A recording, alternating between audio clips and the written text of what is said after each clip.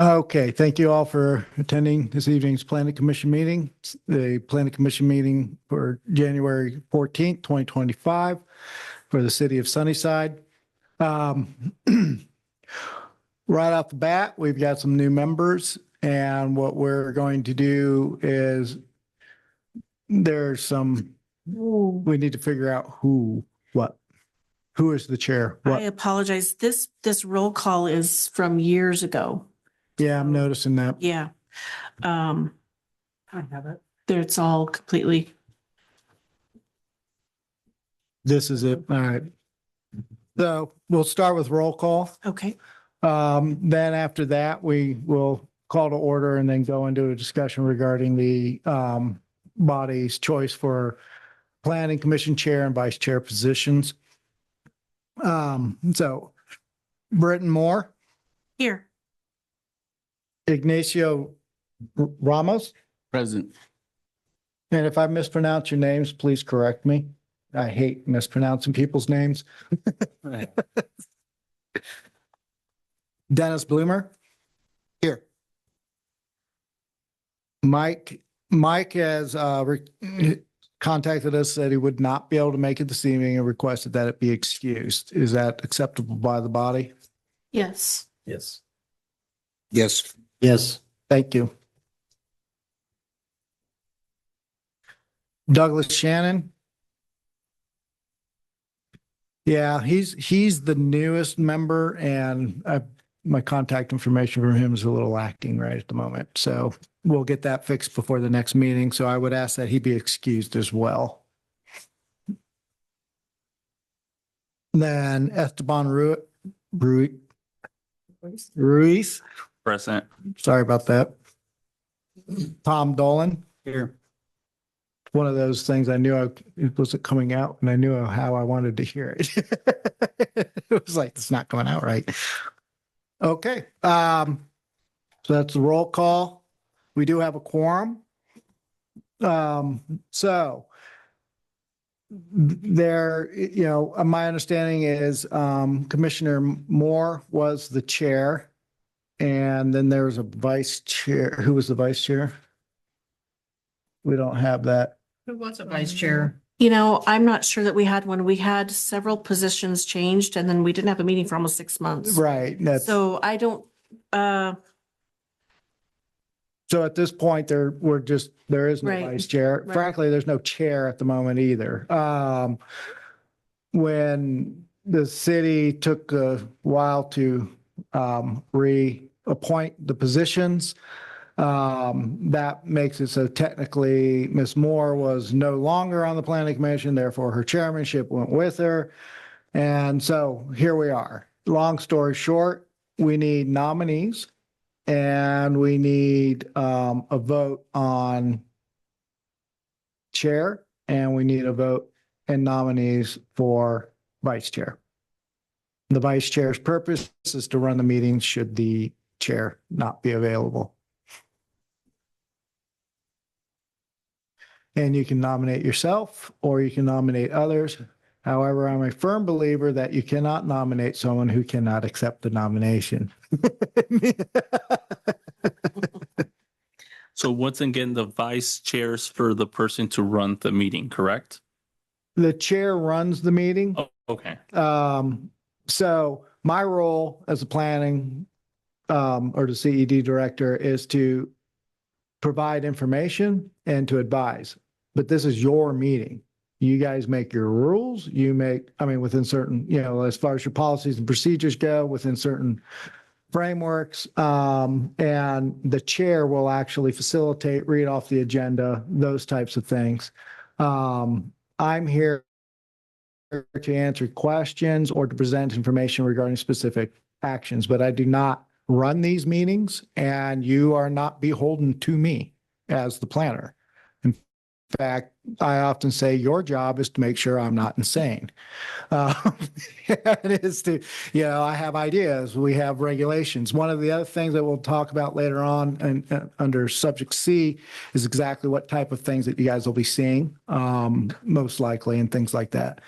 So, yeah, so the chair runs it. If the chair is unable to attend a meeting, then the vice chair would run the meeting. If for some reason both are unable to attend, then what happens is before the start of the meeting, the attending quorum will pick someone to facilitate the meeting in that role until such time as the chair and the vice chair return. Okay. I'll probably nominate Ms. Moore for the chair. Okay? Thank you. Do you accept that nomination? I do accept that nomination. Okay. Thank you. Are there any others? I also nominate Miss Moore. I Miss, meant, are there others that want to, other people for the chair position? oh, correct. Nobody else? I'll need two nominations. One, Do we need to second the nomination? that would probably be prudent. That, Oh, wait, on the nominations, we're not there yet. Right now, we're just looking, we'll do that on the vote when we actually pull the vote. So no other, then I'm going to go ahead and close it. Now, Ms. Moore has been presented as a candidate for the position of chair. She has accepted that. Do we hear a second on that nominee? Second. Okay. And what is the will of the board or commission? All of say yes. Yes. Yes. yes, Brendan? Yes. Okay. yes, All right. 1, 2, 3, 4. All right. Yes. Feel like I'm last night at the port meeting. We're doing this exact thing. Okay. Okay. So Ms. Moore is now the chair of the planning commission. Yeah, Hotshotter's not even here. He's not even this list. Never mind. I gotta rely on that one. Vice chair. I nominate Tom Dolan for vice chair. Do you accept that nomination, Mr. Dolan? I do. Okay. Any others? Hearing none. Mr. Dolan has accepted the nomination. Is there a second? I second that. Okay. And a vote.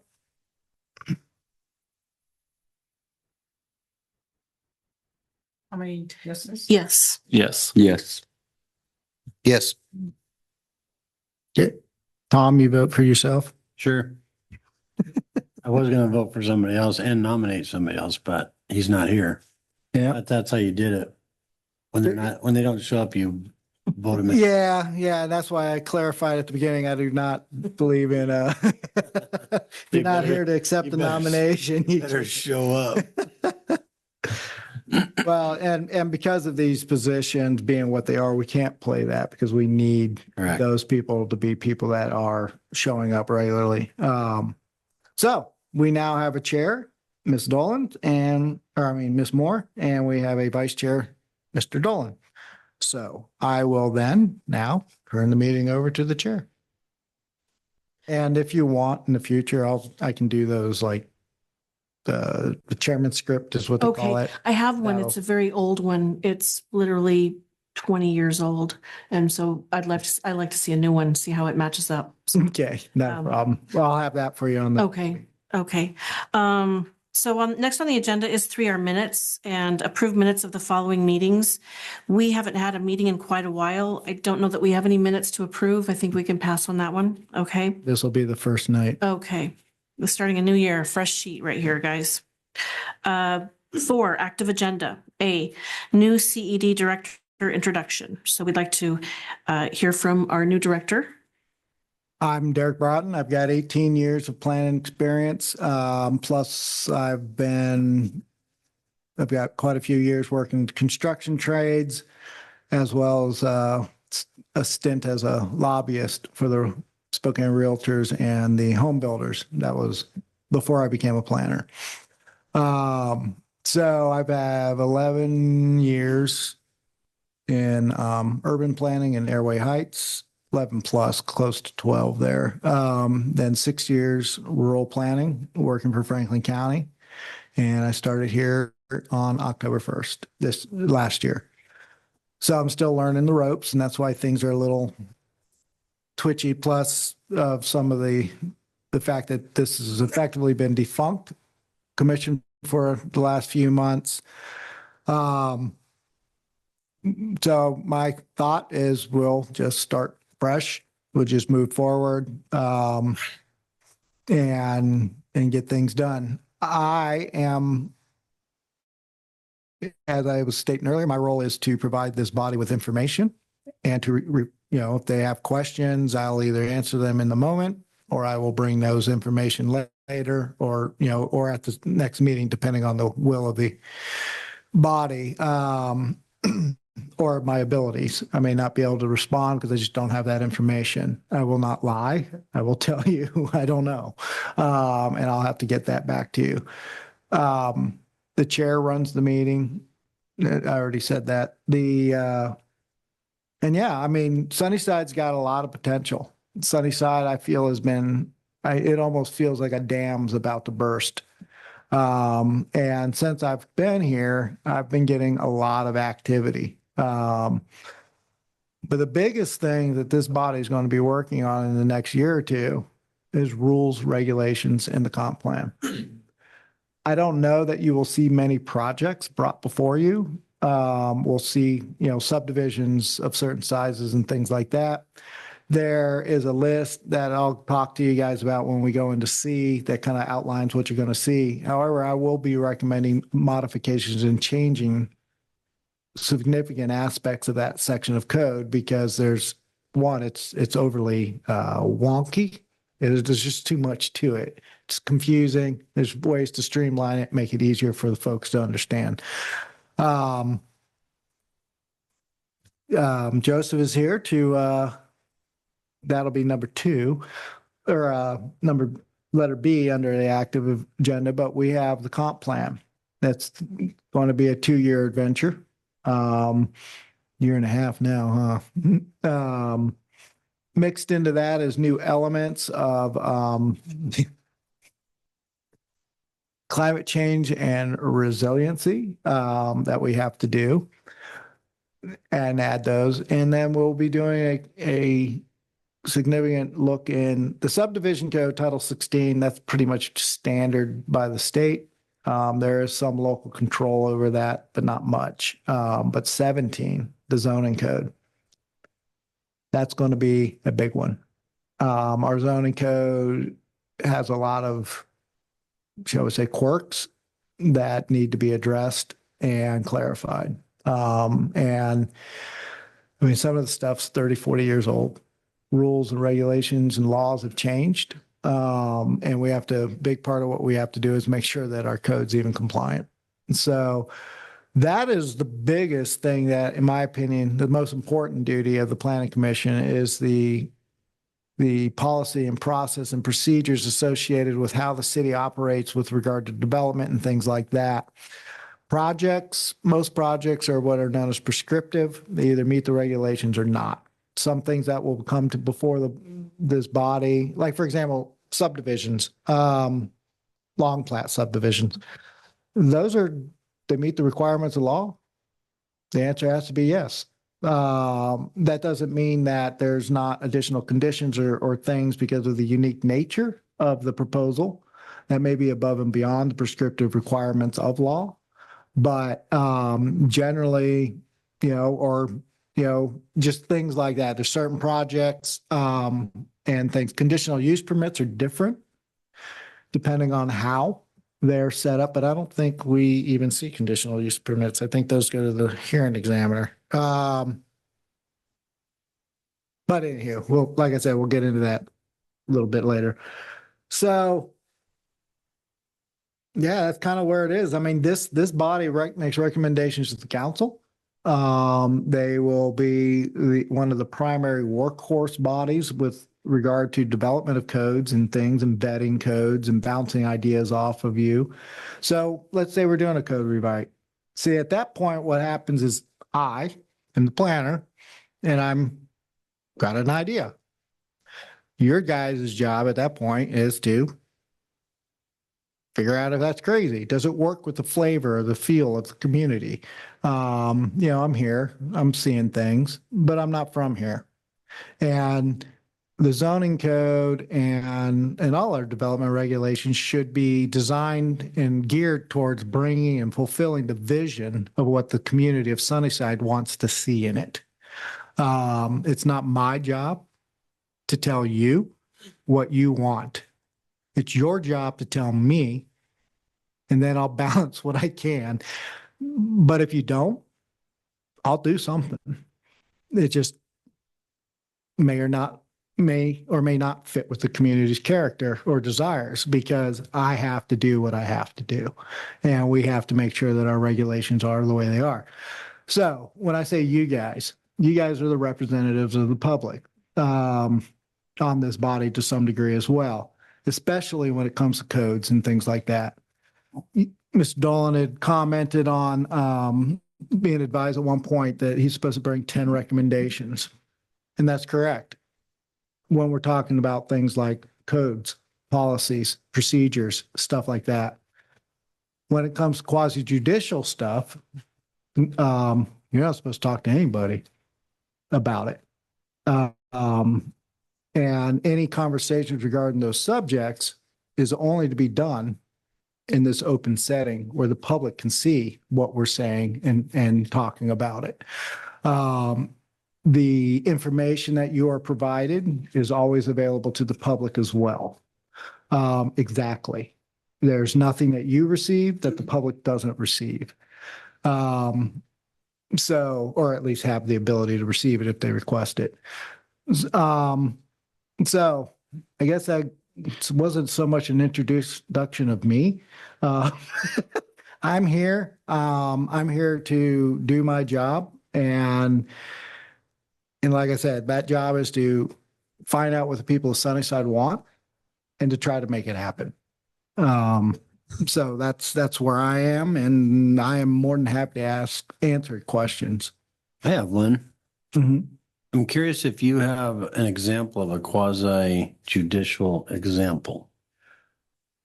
Here specifically, I'd have to look. Not necessarily with this or anything we do here, but something maybe you've done in the past where Yeah. a situation, and here's what the quasi judicial. So what they are, quasi judicial actions are.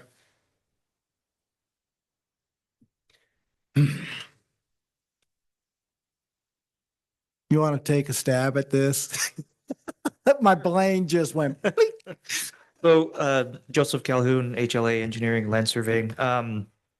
One good example of a quasi judicial action would be like a rezone of a site specific property.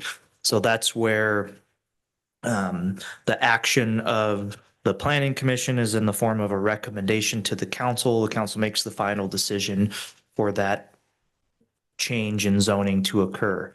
The other side of the quasi judicial action, or the opposite rather, would be like a text amendment or modification to the comp plan, where it's an action that isn't specific to one property or one area. It's applicable to the city as a whole. Yep. Yeah, that he nailed it right there. The quasi judicial actions almost always involve 1 to 2. I mean, it's a small thing. It's a very targeted thing. Conditional use permits are often quasi judicial actions because the nature of a conditional use permit is it's permitted, but there's additional conditions.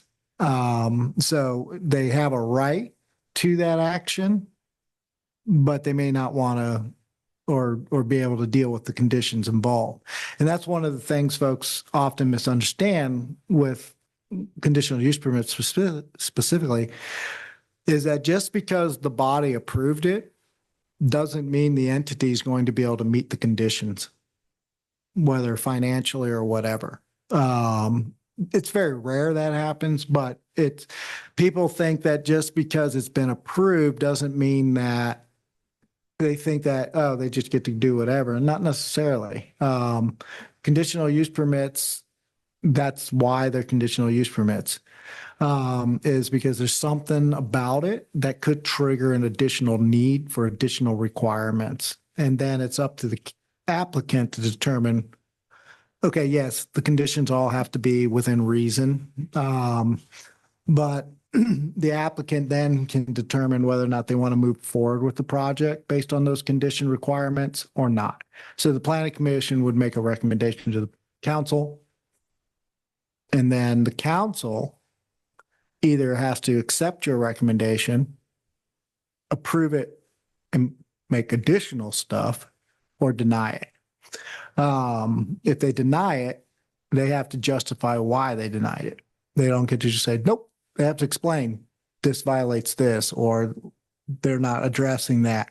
The question then arises, well, if I'm willing to pay to address that, what then?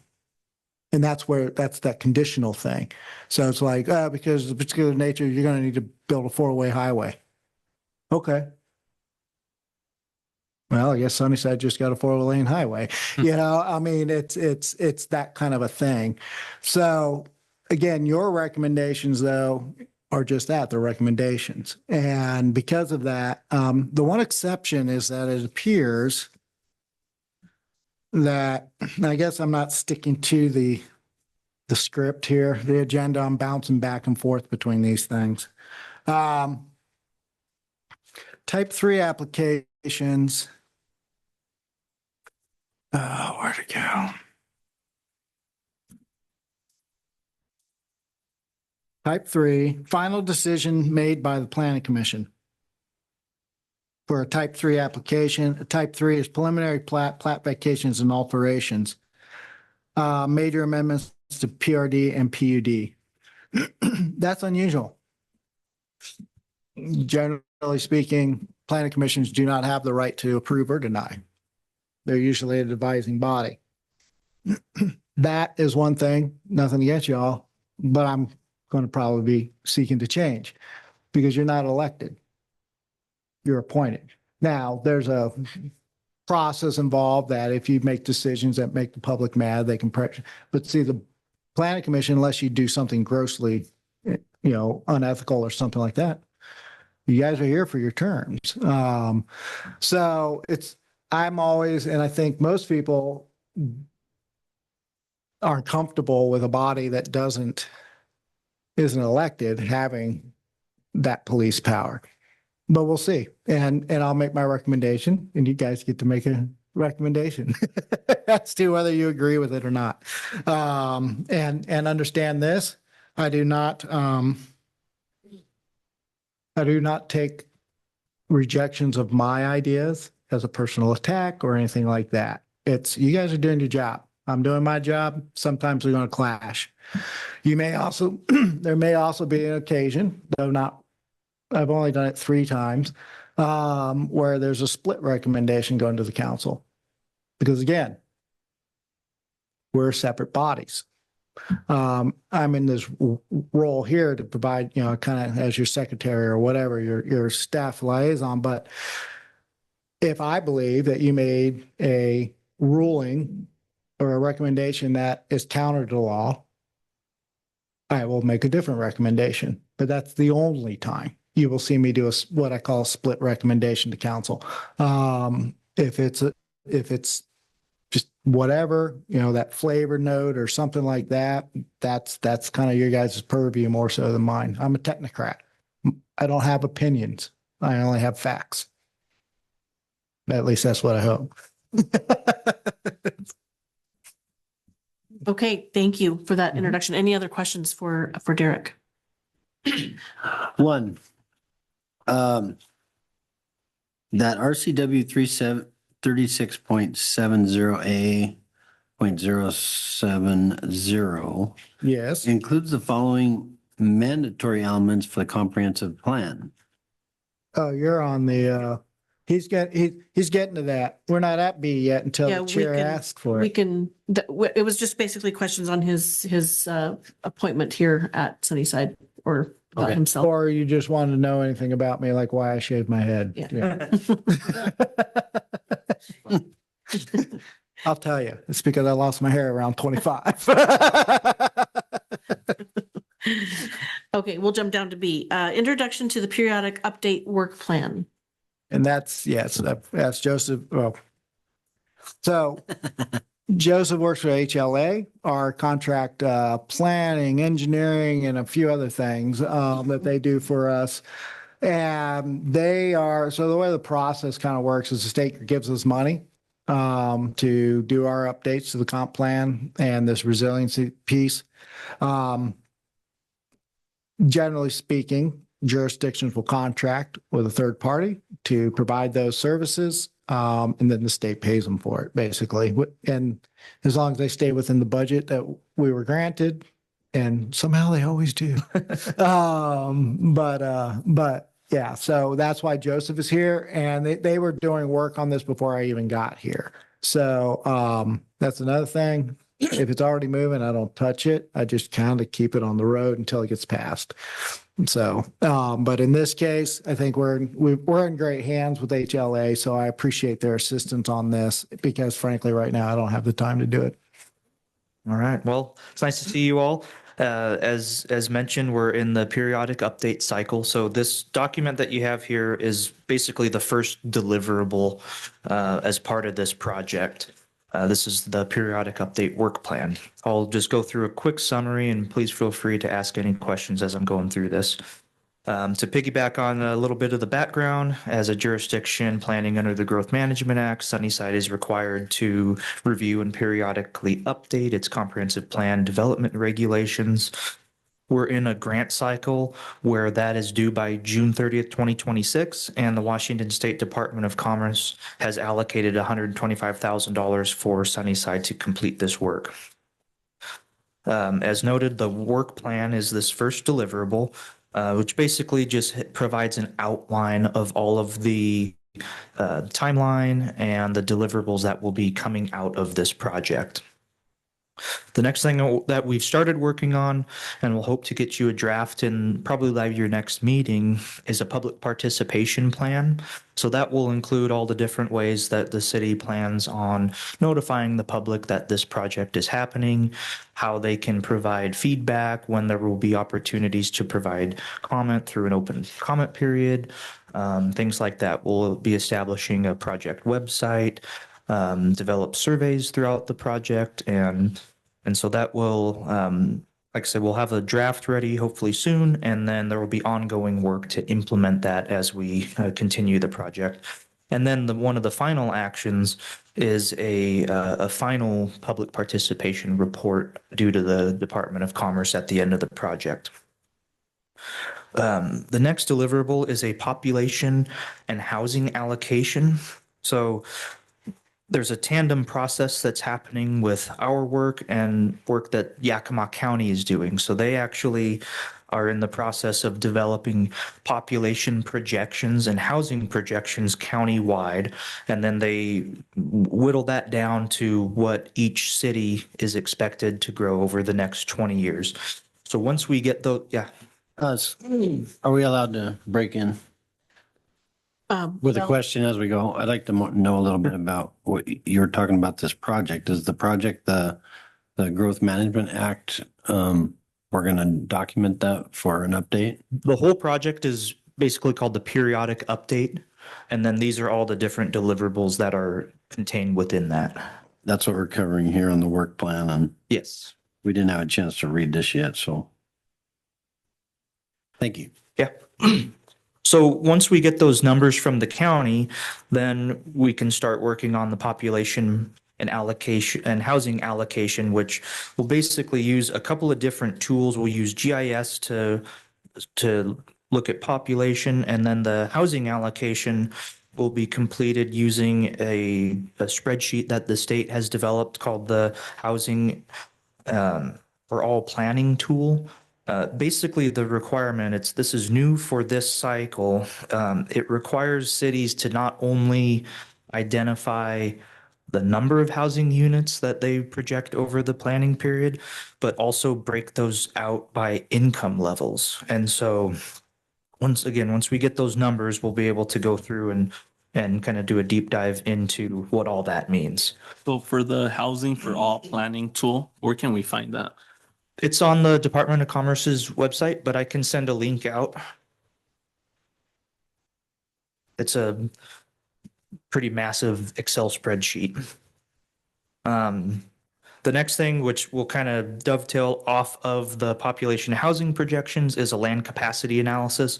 That's where we'll really dive in to the existing landscape within the city, looking at zoning and vacant land and trying to come up with some projections on where housing, where commercial, where industrial can go, and at what levels of intensity. So that will be later on in this this year. And I should say it'll be later on in the packet here, but the way the funding works is it's based on the biennium July 1 through June 30th, and it's broken into 2 years. So all the things that I've been talking about and will continue on and are the year 1 deliverables. So those are required to be completed by June 30th of this year. And then once we hit July 1st of this year, then the year 2 can be worked on. So the next part is a critical areas ordinance, which this is where Sunnyside's a little bit different than some of the other cities that we're working with, because Sunnyside actually has adopted the county's critical areas ordinance by reference. And so we'll still do some of the initial tasking related to the critical areas ordinance, which is go through the county's code with a checklist that Commerce has prepared to see what needs to be changed. From there, we can determine whether we want to stay with the adoption of the county's critical areas ordinance or develop our own. Assuming that we stay with the county code, then our year 2 funding that would otherwise be allocated for Sunnyside to do that work will go to the county, but we won't be doing it, so it'll be a more or less a wash. There will still be some work that needs to be done to the code, but it's more just making sure that references are all correct with the county code. I have a question for you. Yeah. It's just something that came up, the archaeologist resources or articles that could be found in some lands. That's not projected or reflected on the critical areas for Yakima County, right? I'm not sure I follow your question. So for archaeological resources and articles, there's like a critical area. Oh, okay, I gotcha. So that's different than critical areas. Critical areas are floodplain, wetlands, oversteepened slopes, things like that. So Aquifer recharge area. yeah, aquifer recharge. So the archaeology, historic preservation, tribal, those types of things, those would happen anywhere, presumably, with any development. The critical areas components are mapped in specific areas and would only be applicable in those locations. So the next component is looking at development regulations. As Derek mentioned, there's some changes that will need to be made in the subdivision code and the zoning code. Similar to critical areas, the state has developed a checklist for cities to go through on which basically what the checklists do is they're a list of all of the statewide changes that have happened over the last several years that local jurisdictions are required to implement. And so this initial effort is basically matching up what has been required at the state level and whether or not the city has implemented those.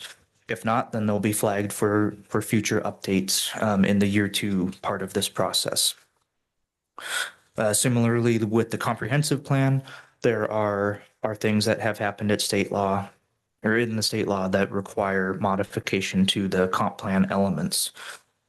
Here's where your question came in earlier. Correct. And I was starting to read some of this and I see on there that it includes the following mandatory elements for the comprehensive plan, which would be, I flipped the page and saw that climate change and resiliency. It's a new one. Yep, that was, I know it's a new one, and we have a board, other than this board, that is supposed to address those. Is that correct? yeah, that's being being put- I have it in there because it's all part of that RCW. The two asterisks at the end of it are to note that it's being done under a separate process. Oh, I see. So that's being funded under a different Department of Commerce grant, which expires June of this year. So we're motoring down that path already. Can you please elaborate a little bit more on that? So the state passed House Bill 1181 in 2023, which requires all jurisdictions to create a climate element, which is basically a chapter of the comprehensive plan. It's a new requirement and was funded through commerce grants. And so it's in this part of the state, it's a climate element with a resiliency sub-element is the way they discuss it in the state's guidance. Other areas such as Puget Sound, Spokane, they also have to do a greenhouse gas emissions component. So we don't have to do that here, which has drastically reduced the workload, which is kind of nice. But that is required of all cities and And the counties now. environmental justice piece. Yeah, That, yeah, they have that under the climate element, and then all of a sudden they start talking about environmental justice in the climate element. And what that refers to is, I hate to say it this way, but this is how they always say it. Planners back in the day basically set up the system to disenfranchise certain entities or groups based on either economics, race, creed, religion, whatever. And then we need to, if we have those areas, see, like Franklin County, we didn't really have it because there was probably stuff off the books that happened, but there's no way to account for that. Whereas, like the city of Pasco, it was pretty much East Pasco.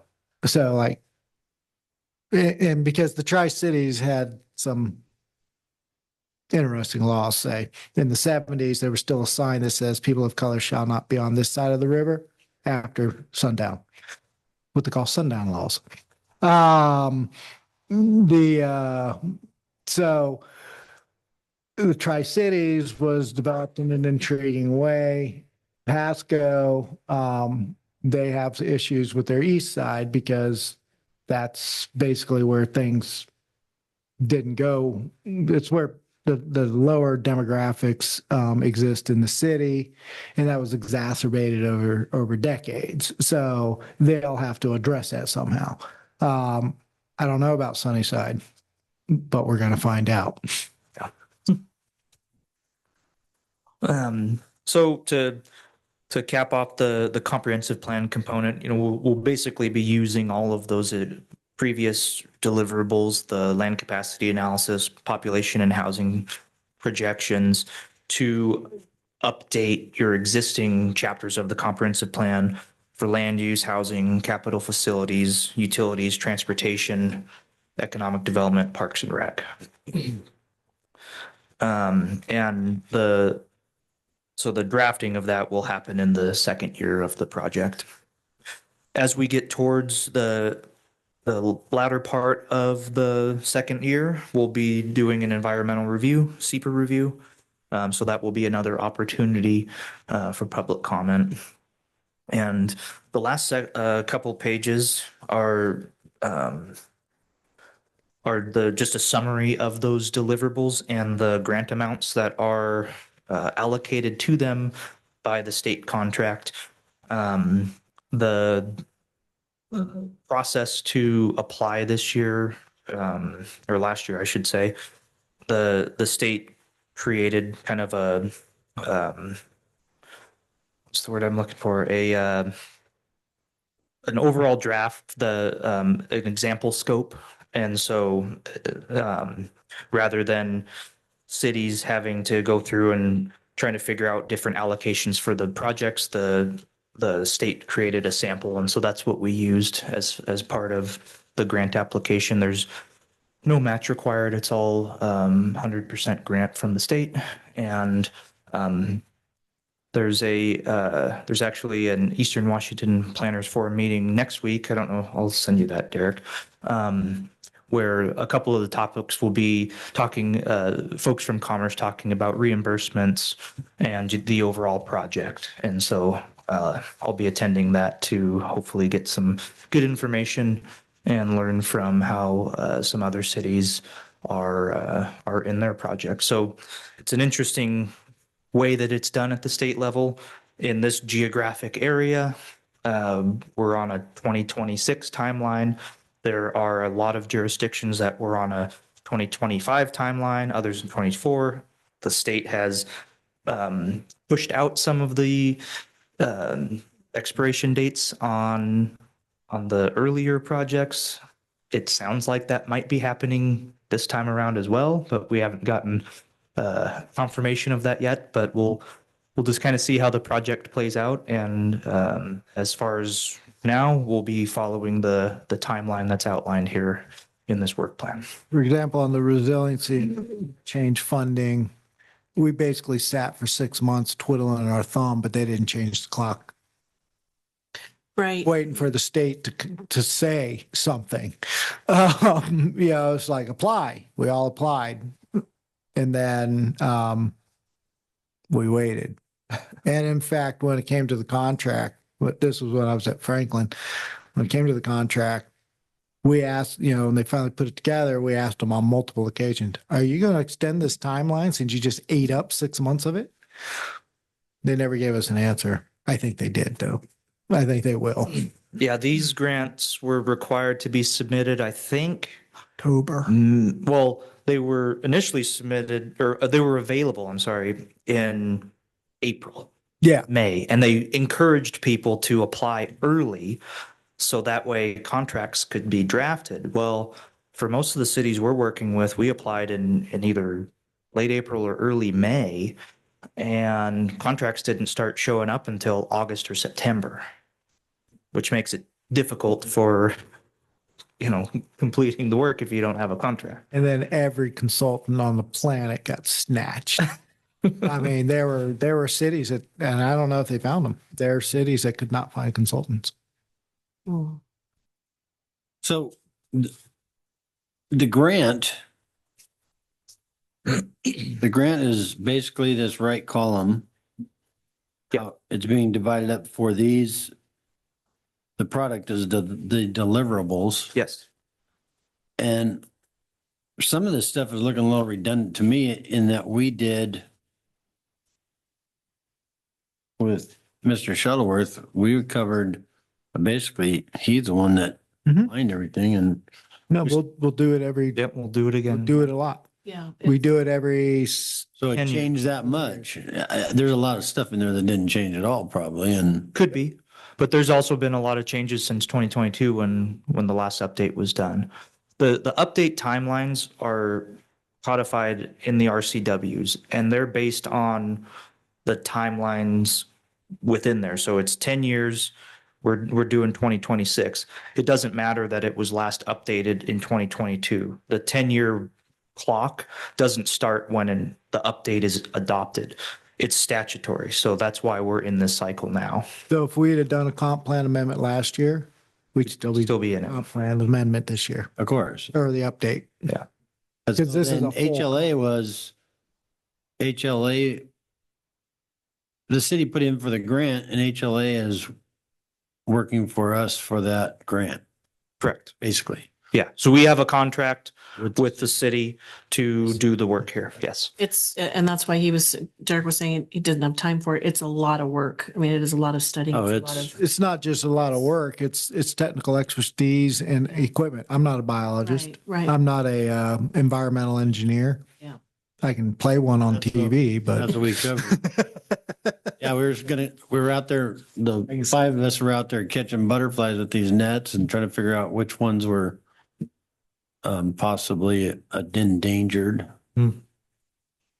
But that was all volunteer stuff. We didn't see any money. Like, is this something we're going to be doing? Is working with HLA to earn some of this money? Well, the planning commission is a recommending body, as we discussed earlier. And I will say our contract isn't with the city isn't for the full 125,000. Oh, it is. There's no, ours, I think it's 115 or 110. That's to give the city funds to be able to do printings, legal ads, notifications, all those things And cost I the will city be money. doing staff. I mean, it's not like Yeah. I wish I could just go, Well, and for the rest, see you in a few months. Thank you. No, I mean, so it pays for staff time too, but the majority of the work is being done by them and or consultants that they'll hire to fill in those gaps, like HLA or HLA, that's you. AHBL, that's who I had in Franklin. They would farm out a lot of stuff. However, the county got significantly more money. Yeah, counties get like 715,000, I think. But they also have a bigger lift, like I mentioned earlier. Big Coming up with all the projections and everything is an extreme effort. Very good. All right, well, I look forward to working with you all throughout this process, and I won't be a stranger. So Thank you, Joseph. Thanks. Joseph's a wealth of information. If you don't have his email address, you might want to grab it.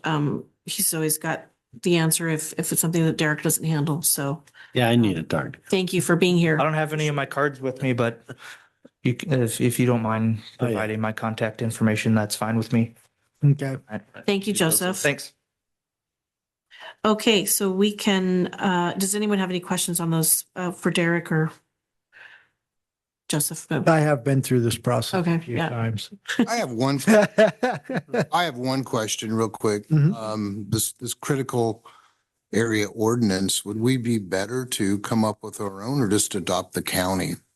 Frankly, the counties is easier and it's not really, because again, critical areas, even though it's local, it's mandated. Pretty much what we have to do, the setbacks, the requirements of this, that, these, those, it would be relatively redundant for us to replicate what the county's already Yeah, done. so if we just came up with our own, we'd just be more or less just reinventing the wheel? Mm. Effectively, yeah. Okay. But, And you there's know, not I'm not going to say there's no critical areas, but compared to some other cities that are, maybe directly adjacent to the Yakima River or something like that, there's not a lot of critical areas mapped within city limits. There's maybe a couple of potential wetlands. There's a couple areas of oversteepened slopes. There's critical aquifer recharge, but there's not a significant amount that would warrant a real localized look at that. Okay, well, thank you. Okay, we can go down to public comments and we don't have anybody here and I don't think we have anyone listening. Do we, Debbie? No? Okay. Additional comments from staff? I'm just happy to be here. It's started in October, had no idea what was going on. November, starting to get an idea. December, well, it's December. But I'm happy that the planning commission's here, that we're moving and I feel good. We're gonna, it was beneficial to get about half the members, back the vacancies filled.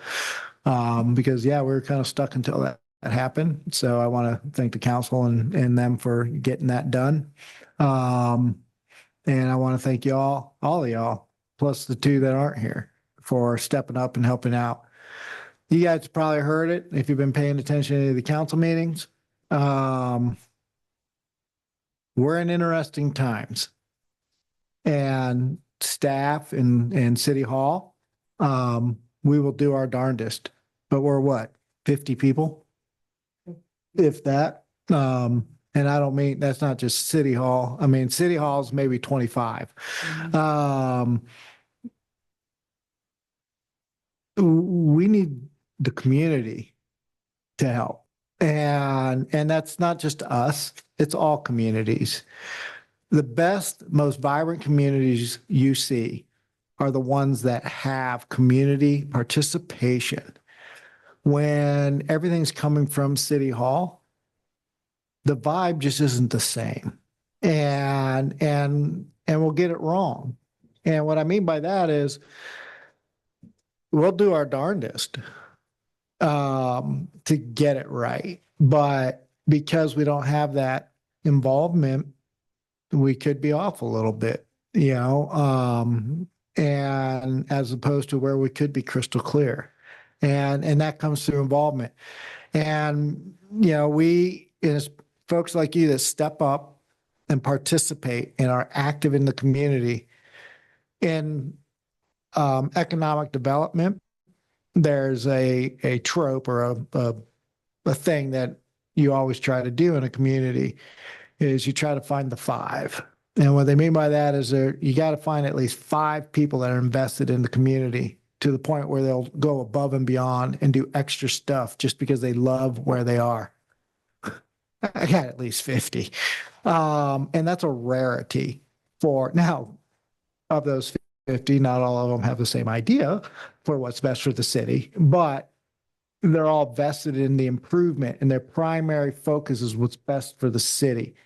And we will find ways to negotiate and flex it, and get where we need. Is everybody going to be happy? Nope. But everybody will at least get, because we have, as a city, we have basic primary needs that we have to provide. There's ones that are mandated under law, and then there's just expectations. Then there's other services we provide that we don't have to, but we do because the community has asked us to do that. Unfortunately, when the situations arise that we have to choose between what we must do and what we want to do, what we must do always has to trump. And we can only get to, just like anybody else's household, when you start losing money, you stop watching Netflix. You start maybe making coffee at home, not going to Starbucks. Well, we don't have a Starbucks yet, but these types of things. So again, I just really want to thank you all. I want to thank you for sticking with it, especially during the hiccup period there, because that's often when you'll lose people, and you didn't. You guys stuck with it. You're here. And I appreciate that. And I'm here to do what I can to help make this place what you want. So that's it for me. Thank you. Thank you. Commissioners, anything else?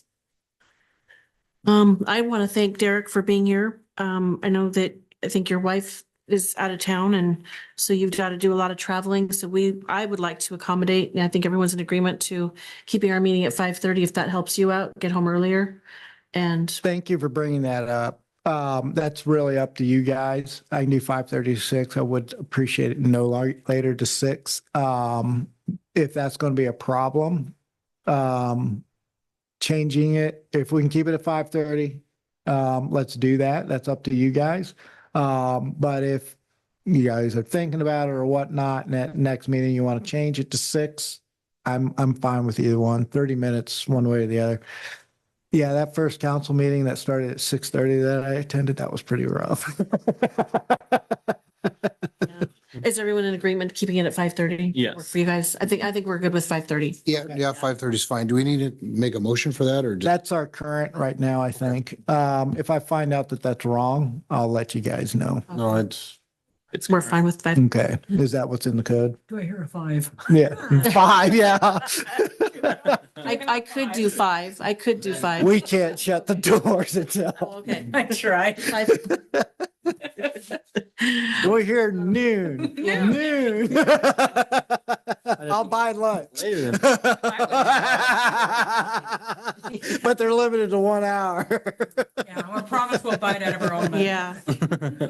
I think one thing that's really helpful for us as commissioners is specifically for me, these guys are contractors, as getting our material early so we can study it and write questions and, Yeah. and I know this is our first meeting and that's okay. But I think going forward, I think that planning commission is going to be a lot different than it has been in the past. I think we have some real actual work ahead of us Mhm. and it's pretty serious stuff and we want to be right. And generally speaking, I will try to get you your packets a week in advance. So it's the holidays kind of jammed up my timeline and I should have scheduled that better. It just kind of went, whoa. Online on the city website on the meetings and agenda minutes. And so that's what I told Dennis was where to find that. Yeah, and I also found out that I've got to update some emails I've got and stuff like that because I'm hitting planning commission and I think it's going to that old list. So you might have gotten it, Brittany. Well, I couldn't get into my emails today. I couldn't change my password, so I'll have to go in and call him about that tomorrow. But my point was, yeah, well, and that's what I found out too. I didn't realize that was a city Sunnyside issued email. I thought that was your personals. So the one thing about personal emails is that I would prefer that you use your City of Sunnyside email. The reason for that is if there's ever a public records request, if it's going to your personal email, you will have to give up your personal equipment and it will potentially be combed through. And though they say they only see what they see, they don't know what they're going to see until they see it. And then they're like, okay, I didn't see that. That wasn't it. But, you know, so by keeping it on a city email, what happens there is that then, nope, you only look in there. You don't touch your personal equipment. The district's the same way. Yeah. So be conscientious about texting about things or stuff like that on your personal equipment as well. Communications involving any of these actions or items that we're just talking about could be cause to trigger a public records request of your own stuff. So that's now that said, you know, that's especially the case with quasi judicial actions, but even like texting and communicating between members or the public about these subjects, do it in person or don't use your personal equipment because again, if there's someone that doesn't like what this body does, they'll go right for it. Yeah, and if your city email is not working, call our IT guy and tell me what is his name. It's Jeffette, but you can call me too. Just call me and then I'll get that stuff to them. He'll That get it way. reset for you. Yeah. So earlier this meeting, you mentioned that some of the projects are not going to go through the planning commission. No, I'm saying Subdivisions? you may not see as many projects as they did before because frankly, some projects were being brought to this body that shouldn't have been. Oh, makes sense. You either, Because we saw they- most of the project. they all go this way. We saw every project basically. You either go down this path or you go down this path. You can't go down this path and switch to this path and switch back. That's what's known as violating the due process rights of the applicant. You have to be, and then we have to be consistent in our projects. So let's say I've got a guy, right? Comes in, I've dealt with him before. He's a complete flame out, right? He's going to it's an absolute nightmare. He breaks the law, this, that, these, those, but he shuts down his business, right? And then he opens a new business. But I know that guy. It's like, I don't know that guy. Even though I do know that guy. Everything I do is consistent regardless of who you are, who you know, whatever. Everybody that's applying for X is treated exactly the same way. If there's a 5,000 unit multifamily going in, that's probably big enough that it would trigger some weirdness. Okay. To where we would need to go maybe because that's like sub-area plan, size of a complex. But a, 40 unit apartment complexes or, various other projects, those would not. Those are, well, basically this chart here will tell you that in the back there, that table in the back of the development regulations, it tells you what goes to the planning commission and what doesn't. And I will adhere to that. Eventually, I may get to where I change some of it to where you are a recommending body, not an approve or denying body. Okay, I'm missing Um, that page. Those Is pages. is it, Yeah, I don't this, have that. this one, Yeah. Yes, that one? yes, the tables. So, You're missing it? I'm Yeah. sorry. so let's say you had that guy that you know. He comes into the planning commission for approval of extending the roof on his front porch, which goes past the setback.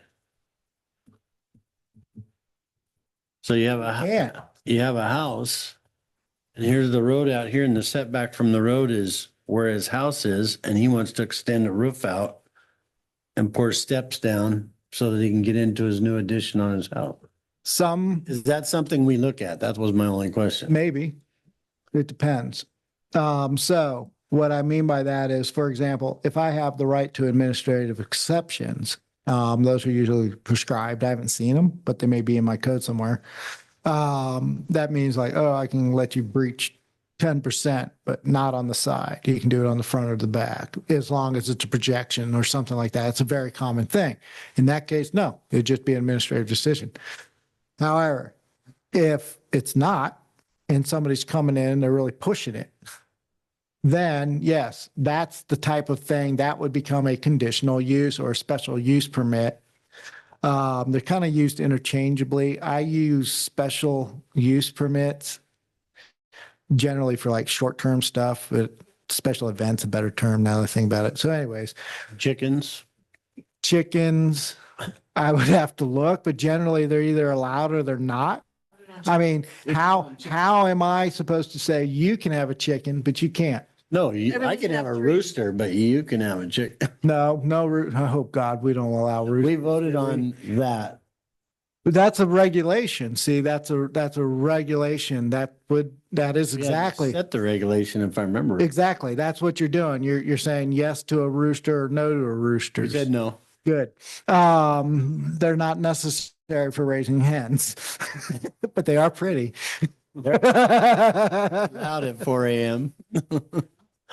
So, But things like that is what I've wondered. well, Why but would they bring that to us? And then we voted on 3 chickens within city limits and that's it. well, if you were voting on the rule, the regulation associated, that makes sense. If you were, or if it's a one-off, meaning like we don't cover chickens in our code, right? And some guy's like, I want chickens, then, you know, one approach is, I don't make decisions. Except for the limited circumstances. You guys We don't don't make either. decisions. No, we make, What we do is we make recommendations or suggestions. So what it would happen is he'd come to my office and I'd be like, can't have chicken. Or like, I don't have any well, I'm not sure if you can have chickens because it's not prohibited, but it's also not allowed. Well, I don't get to make up rules. That's when I start pulling out this, you're going to need to apply for a conditional use permit. Then that, you can get all the information, his justifications as to why he needs chickens and all this other stuff. Then I bring that here. I'll make a recommendation based on what I see as the impact or anything like that. The neighbors around him will be notified and informed that this guy wants to have chickens. They'll give me comments. No chickens. I don't care about chickens, but no roosters, blah, blah, blah, blah. Then I take all of that stuff and I make my recommendation. I put that in my packet, all the information that we received, all the comments, the application, his information, everything is provided to you as a body. I will say, this is my recommendation with regard to it. It'll be in that document. You guys will ask questions. The applicant shows up, you ask him or not. You may be satisfied with what's in the staff report. And then you'll make your recommendation. And then that goes off to council and council makes the final decision. I have a question, Derek. I'm not sure if it's the right place to ask a question, but I have a commercial project. I think we mentioned that prior to the different administration individuals for the city. And there were certain parking lot exceptions and agreements that we were going to do for commercial parking, which it didn't fit under the law, right? But a subdivision got approved and stamped as saying we could do it similar to downtown, Okay. right? The plans were going perfectly fine until people started getting fired from left to right or resigning, right? This isn't the time for that discussion. Okay. Yeah, if I see where you go, yeah, that because one, I wouldn't be able to speak to the matter at this point because I just don't know. Two, yeah, we would have to talk. Okay. Yeah. That's a site specific issue for you, and we can talk about that offline. Yeah. Commissioners, anything else? Any other questions? We do have our next regular meeting. That date is set, Debbie, for February 11th. February 11th. Second Tuesday of the month. Is everyone okay with that date? I'm okay with it. I'm Yes. good. Okay. If that's everything, then we can adjourn our meeting. It is 7:39, 6:39 6:39. military time. Where's your gavel? It's already in. Oh. Hit that. Adjourned. Oh. I heard Miller time, not military time. Okay, thanks, everybody.